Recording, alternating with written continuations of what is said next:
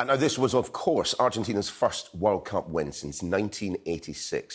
The final won by Argentina. I mean, look at this.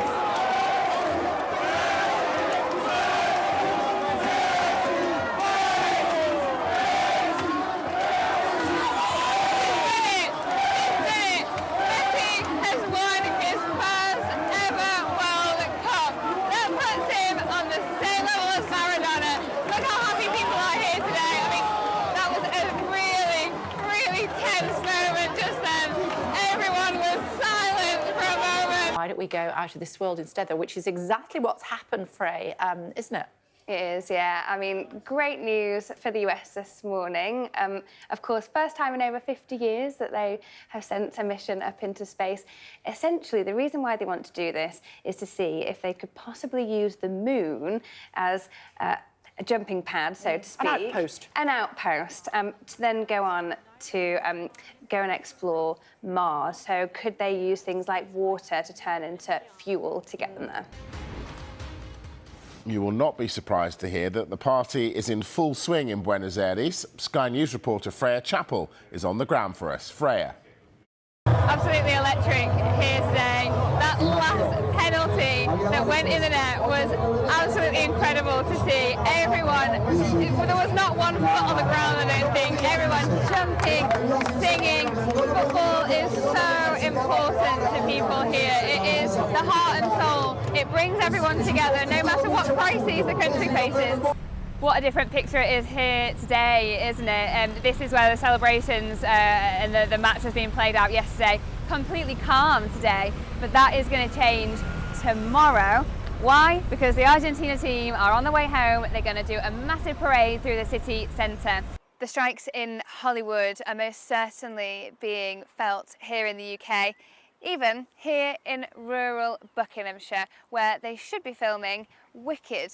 Now, everything's at a standstill. We should be seeing munchkins running in and out of thatched-roofed houses in multicolours. We should be seeing these cranes moving and creating the sets, but we're not. And the reason why we're not is because of the strikes in Hollywood, strikes of writers and of actors. So the players arrived back into Buenos Aires in the early hours of this morning.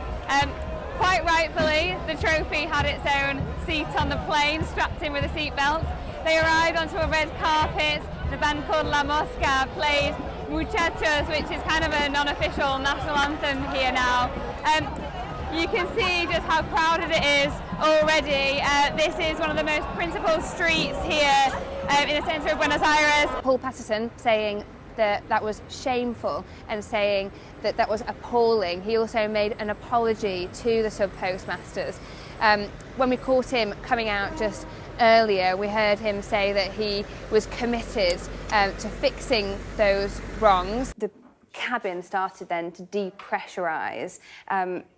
Very, very, very dangerous. We've been speaking to people who were on that flight since Friday here at Sky News, and they have told us they were absolutely terrified. Not only that, but the pilot's door, because of the depressurisation, that then blew off, so extremely dangerous inside of there.